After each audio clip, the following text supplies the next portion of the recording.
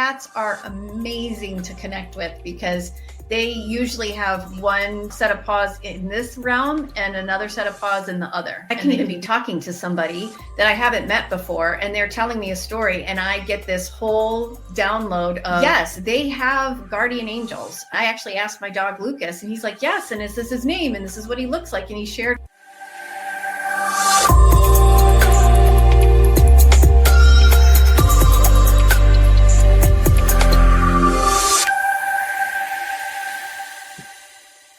Today we are talking with Julie Hirt.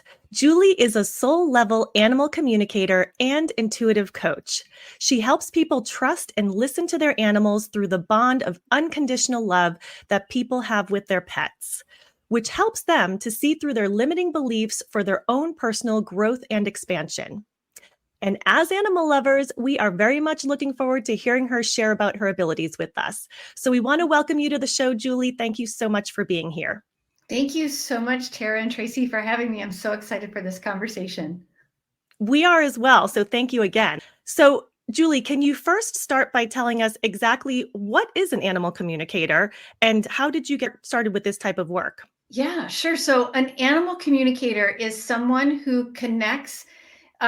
We don't necessarily like the word psychic because there's just so much baggage, but we are basically connecting with someone's animal psychically, telepathically, intuitively, whichever word you prefer, and hearing from the animal what it is that they want, how they feel, what they think, and relaying that to the person. And the animal doesn't have to be in what we say embodied or alive. The animal can actually have crossed over the rainbow bridge and we can connect with them too. So we can either be people who are connecting with an animal that is currently alive, or we can act like a human medium, but we connect with animals instead. And then to answer your second question, how I got started in all of this was I had 3 dogs. This was, 20 some years ago. I had 3 dogs. And as the oldest one started to slow down and get weary, I had actually seen, there was a show on the Discovery Channel called The Pet Psychic. I don't know if anybody ever remembers it, but I remember that. Yeah. Yeah. And I was fascinated. I was fascinated by all that stuff, all the people Oprah would have on, like Carolyn May and John Edwards, I think. Anyway, so I had this dog, he was starting to slow down. And I thought, and I'd heard somehow of the pet psychic. And I thought, you know what, I really want to find one. And there was one in my area and she helped me work through, that was Noah. And she helped me work through Noah's transition and prepare and everything he needed. And then I didn't really think about it again until when I had 2 dogs named India and Bono, and they then began to age as well and slow down. And so then I found at this time I was living someplace else and I found another person and she too helped me with their transition and their crossing. But when the second of the 2, they passed within 6 months of each other. And when the second, Bono, passed, I fell into such a deep depression. It was really hard to deal with all the grief. Plus we live in a world that doesn't honor grief, let alone pet loss grief. And I really, really struggled to get like my feet back underneath me, so to say. And I had a friend who was intuitive. She was my craniosacral massage therapist. And she said, you need to learn animal communication. And I said, I don't think I could ever do that. She's like, no, I know you've got the gift. You need to try to do it. Okay. So she found a school, or she knew of a school for me. And I enrolled in my first class and was certified in that. And then I still didn't quite believe in it. And so I had another dog by the time. His name is Lucas. He's currently sleeping at my feet. And we were out hiking on a trail. And I was arguing with my husband as to why I wasn't to do this and really kind of stuck with those arguments. And Lucas was like, nope, you need to do this. And he ran into me and broke my leg.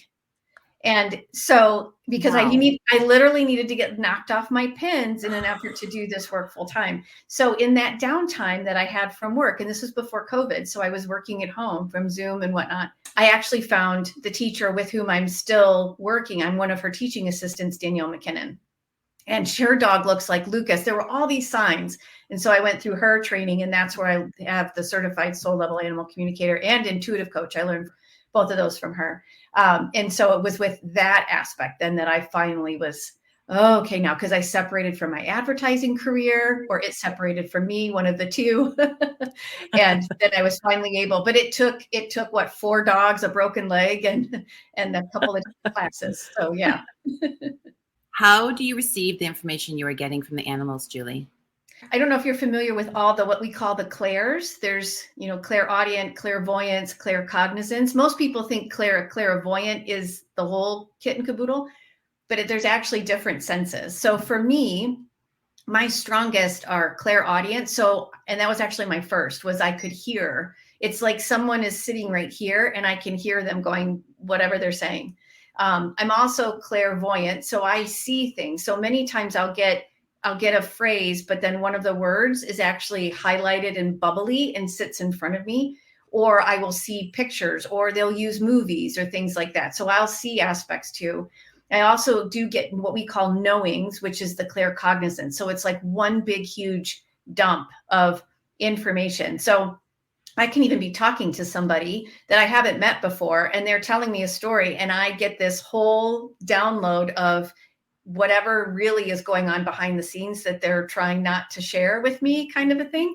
So there's all of that. Plus there's also clairsentient, which is where you feel, and I can feel in my body how the animal, or in a coaching session, if we're working through an emotion that a human has, I can feel in my body where that emotion is. And even to some degree identify and see if I can't help the human connect to their. You'll hear me talk about animal and human, not person and pet, right? You'll hear this different language, but anyway, but I can feel too. So, and I can also sometimes I will smell, which has a different word to it, but it's not like, I can't ever remember what the clair word is for smelling, but I will get these different sensations. They'll use different channels, if you will, in an effort to get their information relayed to me. They'll also, what I always call is like the Rolodex, not to be super old school, but I feel like my brain is like a Rolodex of different experiences, books I've read, movies I've seen, things like that. And they will reference things for me to also share, okay, well, I had this experience and your animal is sharing this with me, and this is why they want you to know this, that type of a thing. So that's mostly how it comes through. I actually do know the name for the smelling in clair. It's called clair smell. I know. I wish very it was technical. It's a very technical term. Yeah, it's very technical. I'm a genius. Actually, what you're saying brings me to my next question, which is perfect. How do you decipher between the information you're receiving from the animals or from possibly your own guides? So when I get ready to do an animal communication reading, I actually sit for about 5 to 10 minutes prior to and do a meditation where I'm actually setting my intention to connect with the animal. And I have several sentences that I'll say I'm connecting to, for example, Tracy's animal, or I'm connecting with Tara's animal. I'm asking their animal, because I don't know the animal's name at that point, but I know your name, the human's name. And so I'm setting that intention to connect with them and to have the conversation directly with them. My guides, ancestors, whatnot are always with me. However, when my intention is set for that specific animal, it's like, those old soup cans as a kid that you played telephone with that had the string in it. It's like that. That's where the connection and the focus goes. And so then I know I'm connected. And there is a whole level of trust with this too, right? I trust that animal is, okay, yep, I'm picking up the other end of the soup can and we're going to have this conversation now. And it does. And I will just say, like, for me, because there is a type of session that I do where I have the animal and guides, and the energy feels different it's hard to describe, but it's also physically in different places. Typically, the animal for me in those sessions will sit over here on my left-hand side, and the guides will be over here behind me on the right. So it's almost like it's like stereo kind of, but I can tell which side it's coming from, if that makes sense. On that note, I'm just curious, how is that coming through? Or is it are you hearing this, or this is all of the different clairs that you discussed, like the images and the sound? Is it all coming together, or is it just usually one particular avenue? No, yes, all the above. It can be any and all. Like sometimes the animal gets so excited or happy or is really trying to come to the human's aid, if you will, particularly in grief, where they just like flood all the clairs, if you will. And so I have to go, and I understand what they're doing. I understand actually what they're saying. I just can't get it out of my physical mouth in an effort for like either one of you, for example, to understand what they're trying to say. So I have to go, whoa, slow down. I'm human here. I have to go a little bit slower. But it can. Usually I will say that usually most times I'll get a big knowing and then it's backed up by a word and or I see something as a way to kind of kickstart that larger picture that I need to describe, if you will. So I understand you have a program that you call Your Pet is Your Life Coach, which right away got my attention because I love that title. I think that's the coolest thing. Can you share with us, how does that program work? What type of information can you expect to receive to share with someone through the program? Yeah. The Your Pet is Your Life Coach is actually it's a package of 2 readings. So the first one is a 45-minute soul level animal communication session. And then the second is a 60-minute soul level intuitive coaching session. And so what happens is we do the animal communication session first.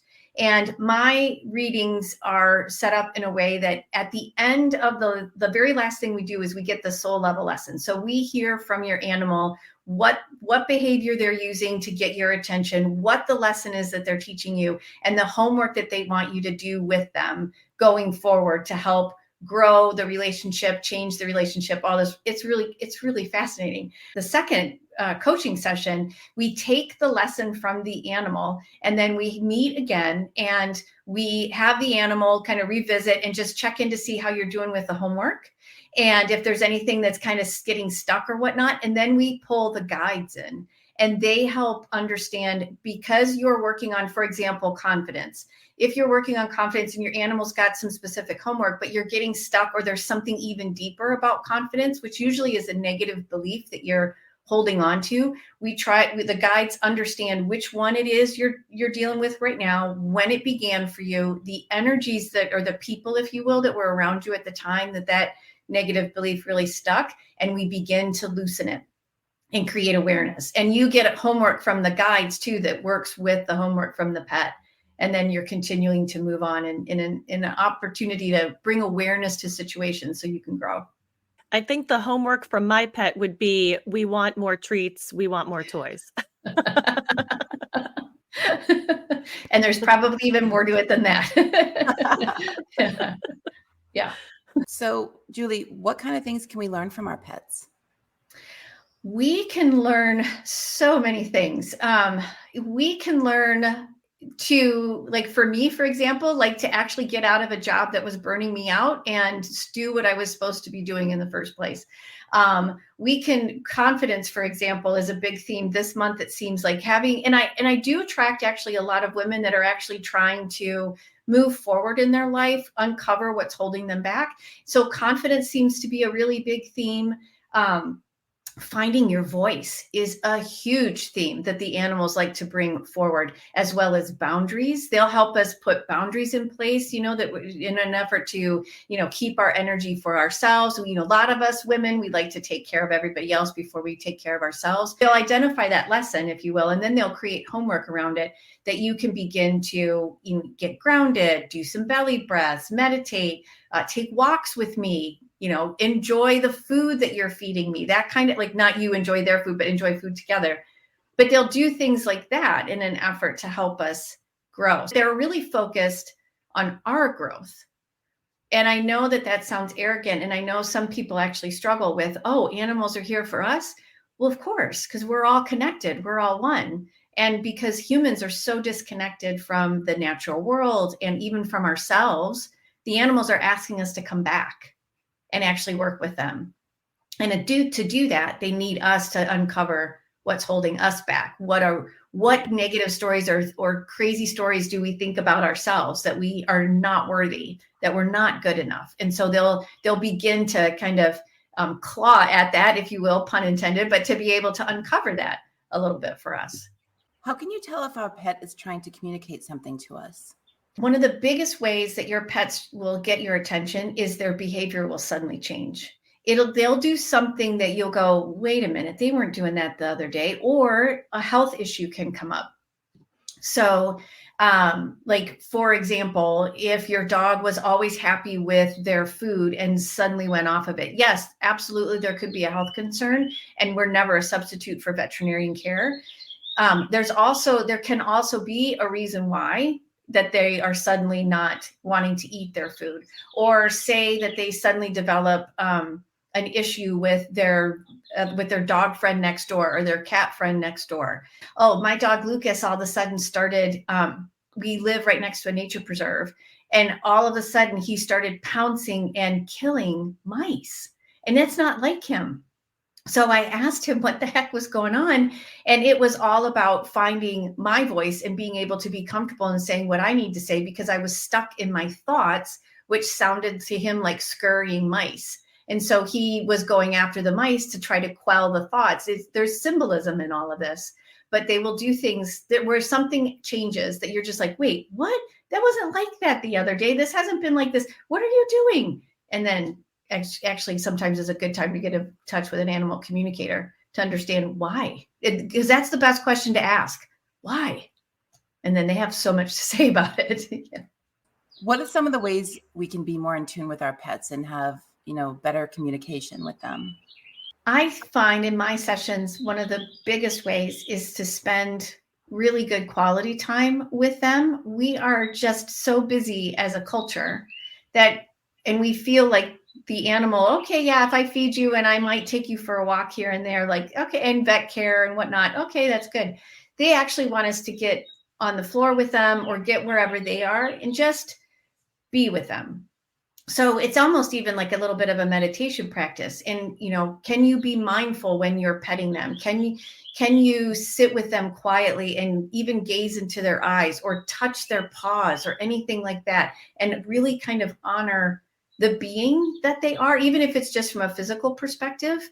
But when we can quiet ourselves, accept that invitation from them and quiet ourselves in that regard, you'll be surprised, because all of us can do this. All of us can talk with our animals the way I do. You'll be surprised what comes to you. It might just be, you might get a song that suddenly pops in your head, or a phrase might pop in, or you might suddenly get this memory of something else, and that's them trying to communicate something to you as well. So just accept the invitation. And I just find being quiet really helps. I'm just curious, because as you're saying this, I'm picturing you like walking down the street with your dog and then passing by other people walking with their dogs, and their dogs like looking at you like, oh, I finally found somebody that can communicate with me. Like, does that ever happen where the dog recognizes you because you obviously developed this ability and they try to communicate through you just randomly, like random dogs on the outside? All the time. And I did in the very beginning, like, oh, hey, your dog's trying to tell you something, and here's my card. And that's never gone over well. Or none of it. Because people, so many people don't know what this is. That's quite a sales pitch you have. I know. Yeah. Do you know why your dog is trying to pull you over? They have something to say. Here's my card. Exactly. Yeah. No, that didn't work well. So I stopped that long ago. Now what I do though, but yes, it happens all the time, and it'll happen with cats too. And I'm actually allergic to cats, but I don't like that about myself, but I will do everything I can to be close. I don't have to do this in person, by the way, just to be clear. But if I am with a friend's house that's got a cat, I just can't touch them, because then I'll break out in hives. But I don't mind getting as close to as I possibly can to them, just because I think they're great, or horses or whatnot. But now what I do, if an animal, comes up to me, wild animals will do this too, by the way, because I can connect with wild animals too. But if I see them and I can tell they've got something to say, I'll just say, it's really good to see you, or aren't you gorgeous? Like, I just send something like, I see you, I got you, have your dad call me. No, just joking. That's funny. Now, does this work with all animals? Like, because I had a snake recently in my garden, and I'm just wondering, could I have communicated to that? Oh, absolutely. That animal. Absolutely. Yeah. I think, situations like that. And even like for those of you that have animals that get up on your couch, like, put the picture in your head of what you want, not what you want them to not do. So like for the snake in your garden, if you wanted the snake to leave, picture like the neighbor's yard or wherever you wanted it to go and just say, I see you. I think you're lovely. I always like to give a compliment myself, but I just like, I see you. You're lovely. If you wouldn't mind, I think over there is great, but I picture that. I don't necessarily picture like the transition. I'm like over there, like that's the great spot. You're safe. Or like, for example, if something, I will tell them they're safe. Like if I get a spider in my house, you're safer outside than you are here, kind of a thing. So I won't necessarily kill anything, but there are other people in my house I cannot control. So I think exactly. that to go back to Tara, because I would love to put in a little snippet. She sent me a video of her talking to the snake, and it did what she said. And I don't know what she. It did. I actually sort of, and I don't know if she started off with a compliment. Maybe you might have. I'm trying to think. Did I sort of did what you said. I mean, I went out there and he was a Literally 6-foot snake and he caught me off guard because he was, they blend in. Mhm. And so I walked over and I was like, oh, look at that. And I was worried. I didn't know what kind of snake. I didn't know if it was rattlesnake. And so I actually just stood and took it in for a moment. And I was like, okay, let me see here, like how I feel about this. And I wasn't scared, but I definitely didn't want him there. So I just looked at him and I was like, I wasn't complimenting necessarily. I was more just observing and really seeing how I felt about it. And then at one point I did communicate. I didn't compliment though, but I did say, please leave. Just please go. And he actually turned around and left. And then I saw his tail. So I know he was not a rattlesnake. I think he was just a garden snake, but he was still a big one. And he left. But then he came back because I guess I wasn't very clear. And then I did tell him to go again. And he finally did leave. So yeah. So please leave and stay gone. Thank you. Yeah. And stay away. Super low. Yeah, exactly. Yeah. Yeah. So I know I mentioned to you earlier that both Tracy and I have lost, unfortunately, 2 senior dogs that we had for a very long time, for each dog for each of us. And it was very difficult for both of us to go through that transition. I understand you also offer grief counseling and a grief support group for people who have lost their pets. Can you share a little bit more with us about that? Yeah. So I offer pet loss grief support sessions as well as these circles. So the grief support session is knowing that the client is in mourning at the, when we go ahead and meet. Those sessions are a lot like the soul level animal communication sessions. However, the animal actually would like to have a little more freedom and space to be able to comfort their human. So instead of rigidly following the layout or the format of a soul level animal communication session, we make sure I always follow the animal's lead in any session. In the grief ones, we just make sure that so much of the time is spent so much more on questions, because many times the human has guilt or shame or just so many, like, I don't understand what happened. And so it just allows for both parties to have more space to have that conversation. We actually still end up the session with a soul level lesson and homework, because many times the animals that are in spirit, they're still working with us to help us. And so there's still some homework that can come through. But we, again, just open up that space. In the pet loss grief circles, those I do with a woman that I met when I gave a talk and a presentation almost 2 years ago on the other side of the state where I live. And she was the last person that I read in the audience. And she has a lot of trauma in her life, and her animal was telling her, okay, it's time for you to let's do something. We'll come to find out she's a yoga instructor, a trauma-informed yoga instructor. And so she had this idea of, let's do pet loss grief circles. And so what we'll do is we allow for 8 people to join us on a Sunday afternoon for about an hour and a half. And I connect with the human's animal, get a message from them, just a short little message, maybe 5 minutes, whatnot. And then my partner, her name's Carrie Kenny, she actually will help the person and the whole group, because we're there to support each other. We do some yoga, chair yoga, if you will, and just kind of move through that grief to allow some breath to happen in all of the sadness and in the morning. And we're getting really good feedback that people are like, oh, wow, to have the support of others who understand pet loss grief that are going through the same thing. And then also to be able to have that breath and movement exercise has really helped. So I do both of those aspects right now. I love that you connect the movement to it, because I think that's a piece that a lot of people leave out and don't realize how important that is, and also the breath work as well. Mm-hmm. And I agree 100% that pet loss grief is just not taken as seriously as it should. I mean, it's in a lot of cases more important or upsetting than even sometimes a family member's passing, because we all separate and go off and do our own things, but our pets are with us every single day. That becomes almost like a child in some cases for a lot of us. And so the loss of that being in your life versus somebody that you really only talk to occasionally, not saying it's not important, but it can affect you even greater than the loss of a family member. And I think a lot of people don't recognize that enough, especially in the workplace, because people don't give you time off. And I've experienced that myself, where I've had the loss of a pet take place, and I was expected to just go back to work the next day and put on a happy face. And that's just not appropriate. It's not fair. You should be given the time to get through that difficult time. Yes. Couldn't agree more. Yes. I think possibly you should have the option that, sometimes you get sick days. You can say, well, this is my bereavement. I'm choosing it for this. Right. Yeah. So. Yeah, I absolutely agree. And I've seen too, it's my personal experience as well as my clients' experience too.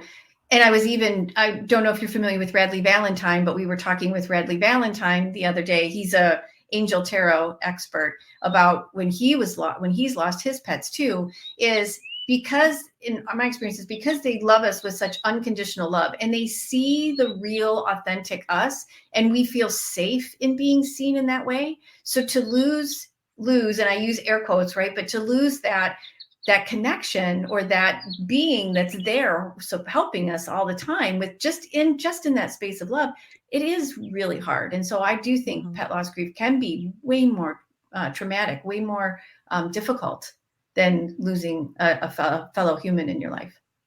Absolutely. Absolutely. You mentioned earlier, which I thought was really interesting, and I've never, ever thought of this before, but that pets have their own guardian angels and spirit guides, which I think that's actually really a cool thing to think about. I'm just kind of picturing what my animals' spirit guides must look like. But can you tell us a little bit more about that? How does that work? And are you communicating with their spirit guides as well? Yes, they have guardian angels. I wasn't aware of it when he posed the question. I actually asked my dog Lucas, and he's like, yes, and is this his name? And this is what he looks like. And he shared all this information with me. And it was really kind of interesting. And then he also has ancestors, guardians, and guides around him too. If we're all connected and we're all one, why would humans be the only things that have these? To some degree, the animals are working with us too. So of course, everybody's connected to every single thing. So yes, so they have a guardian angel, typically, is what I'm understanding the more I work with them on this. They have a guardian angel. They do have spirit guides. I have not asked. I very rarely will see someone else's guides. To me, there's also, just for me personally, there's something about, I've got mine. I can see mine. I know yours are there. I can feel them. They don't necessarily need to show themselves to me, because they may represent themselves differently to me than they would to you or to, my dog Lucas. But yes, so I know that they're there. I just haven't necessarily worked directly, if you will, with all of them. But I do know that they do have them and work the same way as ours work for their greatest and highest good, and the work that they're doing with us to support them too. Everybody needs a support system. So they've got one as well. So does that mean the snake had its own spirit guide that maybe was telling it needed to go? I am hearing, yes, absolutely. There's also, I will also share too, really quickly, is that so with a species of animal, there is what we'll also call either the oversoul or a deva, or I spell it Daeva. So there's many people that either, and plants have this too. We can do this with plants too, where instead of talking to a dog like the one at my feet. I can talk to the larger dog soul, which would speak for all dogs, kind of a thing. And so the same thing with the snake. Like for me, when you're mentioning the snake story, I hear, yes, it had a guide, but it's also part of this larger oversoul. And so you may have also just called in the larger oversoul when you were talking to the snake, because it needed to understand, I need to leave and stay gone. Well, I think my snake was not a deva, but a diva. Yeah. Wouldn't disagree. Julie, is there an interesting story you can share with us from a pet reading you've done? Oh my gosh, there's so many. I know. There's so many. The one that really comes to mind, and this was early on when I was doing this professionally, was I had a woman contact me because her cat was suddenly peeing outside the litter box. So this cat had always been great, stellar, and all of a sudden decided, nope, not anymore. And she wasn't sure if it was because he was aging or what was going on. And so I connected with the cat and, get a sense of the personality and all that. We get to the question and I say, so I believe his name is Jasper. So Jasper, can you tell us why? Why are you peeing outside? What's going on? Why are you peeing outside the litter box? And I'm hearing him say, because I have to freshen up the place.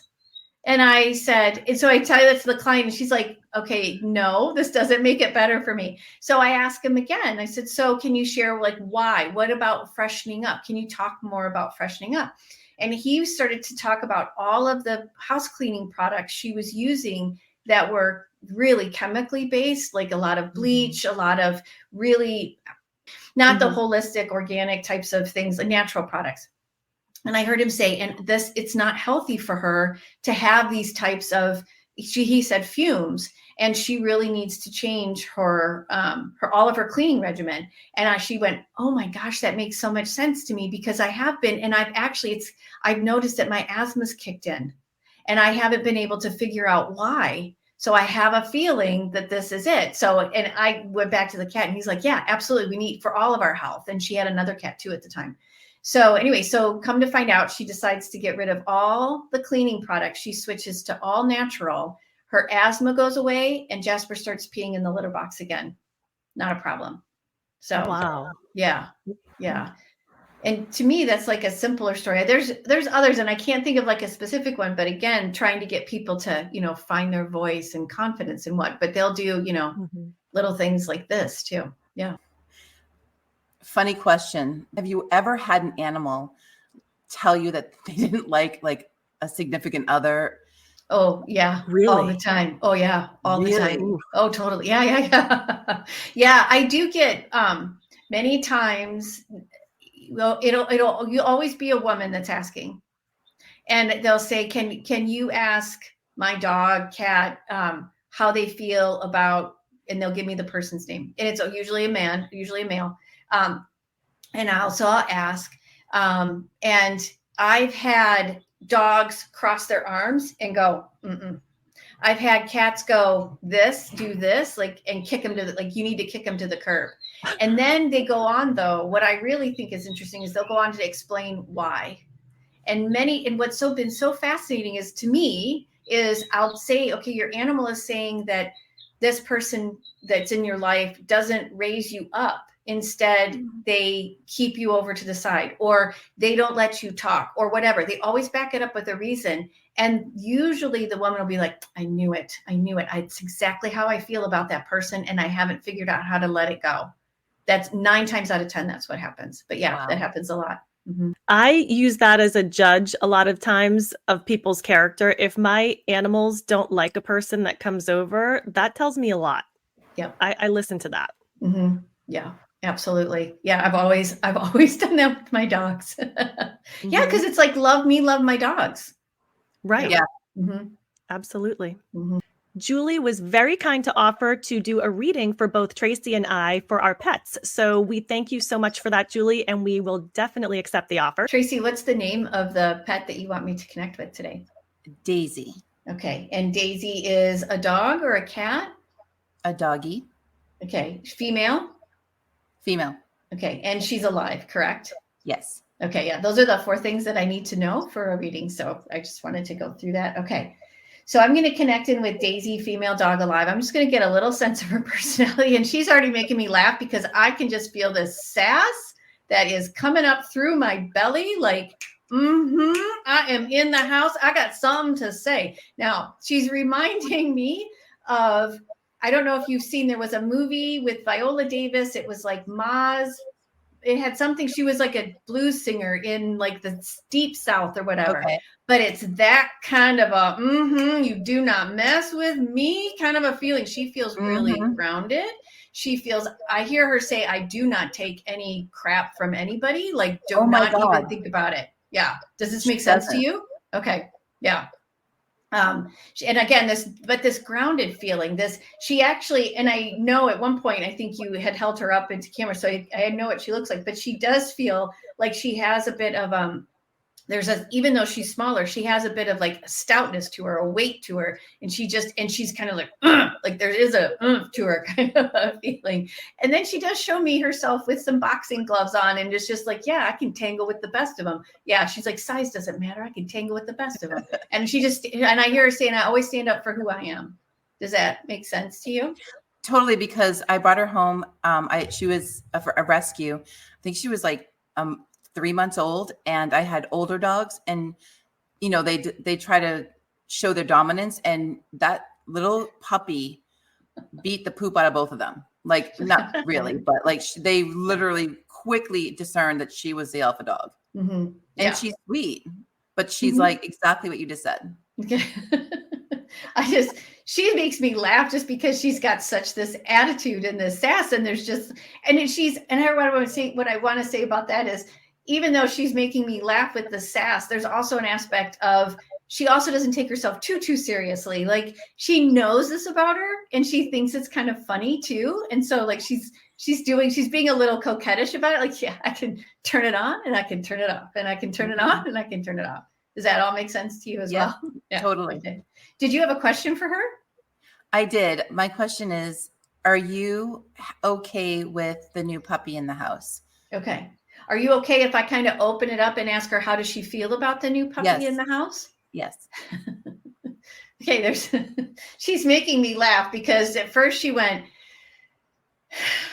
and she like took a deep sigh and was like, okay. And I just like, I wasn't expecting this. Like, and I'm hearing her, she's showing me like sleepless nights. And like, for the love of God, can you just run out of energy? Please, can you turn and I just like this whole like, oh my God, I wasn't like, Mom, we could use a drink is what I hear. And then after she says all that, and to some degree, she's also not taking herself seriously because she's showing me that energy again about, yes, it is exhausting. And yes, it is, there's a lot going on. But at the same time though, this is why I know she's not taking herself too seriously, because she pushes her sleeves up. If she had sleeves, she's doing this kind of a movement. And she's like, okay, we got to bring the new one online. She's got lots of stuff she's going to teach Mom. I got to get her educated. I got to download all the info. I got to tell her how it is. And I hear Daisy say, I'm the main teacher of the puppy. And what I say goes. And she knows this. And I hear her say that the puppy's starting to fall in line with what Daisy is. And I hear Daisy say, I don't mince words with the puppy. When she's out of line, and I don't know, hopefully it's female. I don't know if you said that, but when the puppy, is it a male or a female? It's Sam. It's a male. Oh, okay.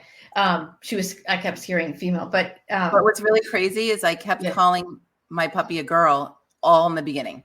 Oh, I kept saying she or her. I kept doing it. And even Tara's like, stop that. I'm like, I know, but she's so pretty. He's so pretty. Yeah.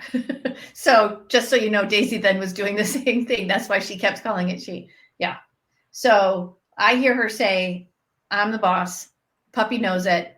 And it's going to be fine. And she's like, and we're going to have that drink, Mom, because this is like exhausting. But at the same time, what I'm also hearing you say is she's actually excited that Sam, you said, is here. Because I also see Daisy really handing the baton to Sam at some point when Daisy is ready to cross. She's got a long, long ways yet, but she's going to hand off that baton to him. I found them sleeping together in a basket this morning, which was the cutest thing. So thank you.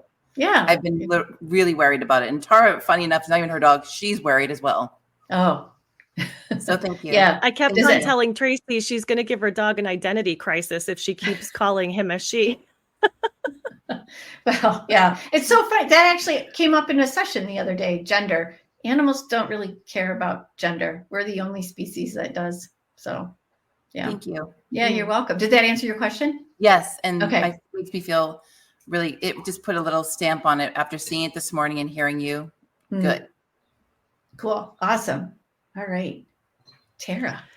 So to keep it clean, because if we bring up the dogs, I will need a box of tissues. So in order to keep things clean, I'm going to go with the cats today. And I've got one little one sitting right here next to me. She's the girl. She's the baby. And then the boy is over here. You can see him in the basket. I'm curious to see what you get for each of them. And then I have a question for you about their behavior. Okay. So what's the one that was appeared in camera there for just a little bit? This is little Sky. Sky. She's wondering why I'm reaching up to get her. Okay. I'm asking only because she wants to go first. So I just want to make sure. Oh, you want to go first? Yeah. She's gorgeous. She's gorgeous. Yeah, she's beautiful. Okay. Female alive. And what is as Sky says, what's the other one's name? Yeah, she doesn't really care. Blue. Blue. Is it BLU? Yeah. It's BLU. Yes. How did you know that? Okay. And is Sky, is she spelled SKYE or without? Yes. Okay. Wow. Okay. That is crazy that you knew that. Cats are, I mean, clearly I have dogs. Cats are amazing to connect with because they usually have one set of paws in this realm and another set of paws in the other, and they can be between them both. So they're fascinating. Okay, yeah, it is pretty cool. Okay, so Sky really wanted to go first. Kind of like how Daisy, but not so. Okay, wait, I'm going to say this again. So Sky, actually, as she comes in towards me and I can see her personality immediately comes through. Also, to some degree, sassy, much like Daisy was, but her sassy is way more refined. She's more of like the person she's referring me to is Josephine Baker, I think. Wasn't that the African American jazz singer in Paris during the war, like World War II? But there was such a refinement. Yeah. Okay. So, but say like the Beyonce of our time, but just like super refined, like very sophisticated, must have the best. And she wants to even talk like this very yes. And I'm hearing Sky say, like, I like things the way I like them. And I don't know why there's a conversation of anything different is what I'm hearing Sky say. Right. And I also hear her say, what's mine is mine, what's yours is mine, and what's his is mine, and everything is mine. Does that make sense too? Yes, that definitely sounds like Sky. Okay. She also just wants me to share that she knows that she is absolutely gorgeous. She has no problem with it, and she doesn't understand who would ever doubt anything less. And she even has fans on either side, like those beautiful. Love it. So that all makes sense to you about Sky? It does. Yeah, that's her personality for sure. She wants to know if you want to ask a question of her first before she lets the other one in. Yes, I would love that. Okay. So lately she's been hiding a lot. And part of it is that the other cat chases her and attacks her at times, and I have to separate them. And I'm worried because she's hiding so much that I don't want her to spend her whole life in a closet. So what can I do to fix this problem for her and be able to make her feel more comfortable? Okay. All right. Which is interesting. They're interacting right now behind you. I don't know if you can see that. She walked right up to the other cat. He's smelling his paw, and he's being very patient about it right now. Okay. All right. So let me ask her, about the hiding. Can she share with us why she's hiding of late? Okay. I hear her say, I need my space. I need my time. It's like, I need downtime. I need some alone time. And I actually hear she's saying she's modeling or mirroring a little bit of behavior for you, Tara, that she's suggesting that the two of you need a little downtime, a little quiet time, a little alone time. Does that make sense to you? Yes. Yeah. She loves, like, first thing in the morning, she wants to be with me and on my lap and petting, like be pet. It's always just first thing in the morning. Like, that's her little time for us to be together. Yeah. And I'm hearing her say, like, yes, she's trying to get you to, like, and I don't know if you have a spiritual practice of meditation or yoga, something in the morning. What I'm hearing her say is that the two of you can almost do together, which is what she's been inviting you to do. But what she's also suggesting is that you need to find like another little pocket of that. It feels like more in the evening, more before you go to bed, something where you just can, like, excuse yourself from the rest of the world. Shut down the device, I hear her say, like she's doing this with your phone. So I don't know if you have a cover on it, and she's just like, we need to tune out. And I'm just hearing her say there's more slowing down just between the two of us. Does that make sense? That does make sense. Absolutely. Okay. Does that help answer that question for you? It does. It does. Okay. Yeah. And I'm just curious, do you get anything from this guy? Okay. Yeah. Let me connect in with Blue Male Cat Alive. It's interesting because the first thing I hear him say is, I just do not understand. Like, I just can't, I don't know what, I'm kind of confused about what do I get to do? What can't I do with, like, I'm hearing him say, like, the rules keep changing for him about what he can and cannot do with her, what she will accept of him and what she won't. And and I also hear him say that even too, like, there's some new, what I'm hearing him say is, there's just been some new cadences and some new flows in the day, routines and whatnot. And it's also, I'm hearing him say, also just a little bit confusing. So he's actually asking if you can kind of explain to him, here's what I need you to do. Here's what I'm doing today. Like, share with him. Okay. He just needs some clarification about, he's more, what I'm hearing him say is, he's like, I'm more routine based, and Sky's more like ruling the roost. But I just need to know where I fit in and what I need to do on any given day. Does that make sense to you? Yeah, I just have been doing some traveling lately. And so that really upset his schedule. And I think he was more affected by it than she was. I think he was upset by that. So yeah. But I did tell him that we're not doing any of that for a while. So okay. Yes. And and then I'm hearing him say, like, he's more like a dog, like he needs to have his set routine and whatnot. So yes. Yeah. You said you were traveling. I could feel it in my body, like, oh, she's not going to go. I could feel it actually relax a bit more. Yeah, he follows me all around the house, no matter where I go, because he wants to keep an eye on me and make sure I'm not going somewhere. You're staying close by. Yeah. Yes, he's very enamored with you. I'm hearing him say he thinks you're the world. Yeah, that's so funny. I always say that to him. I actually say, I'm your world, which I am. I mean, what else? He doesn't leave the house. So literally I am his whole world. So I tell him that all the time. I'm like, I'm your best friend, whether you like it or not. I like it. I hear him say, oh yes, okay, please sign me up for more. That's what I'm hearing him say. Well, that's good to hear. Cool. Oh, this was so great. Thank you so much for that, Julie. We really appreciate that. It's so kind of you to offer. And I think it brought both, I'll speak for Tracy too, brought both of us comfort in knowing, what our pets are thinking. And I think it would bring a lot of other people comfort to also hear from their pets too. So I'm going to encourage everybody to reach out to you and do a reading. So I think that would be great and good information for people.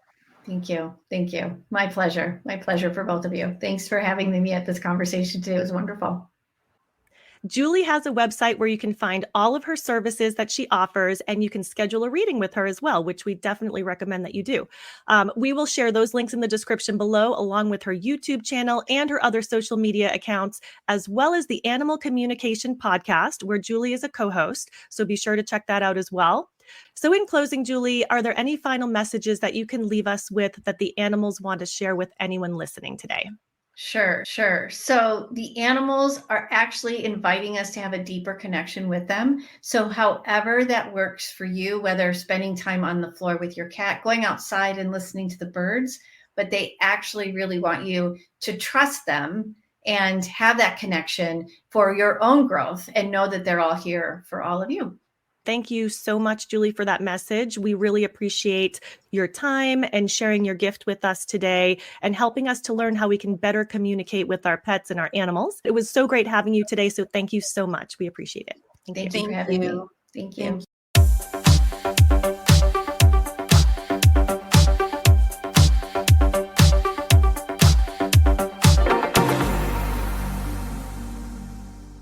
Hi, Julie.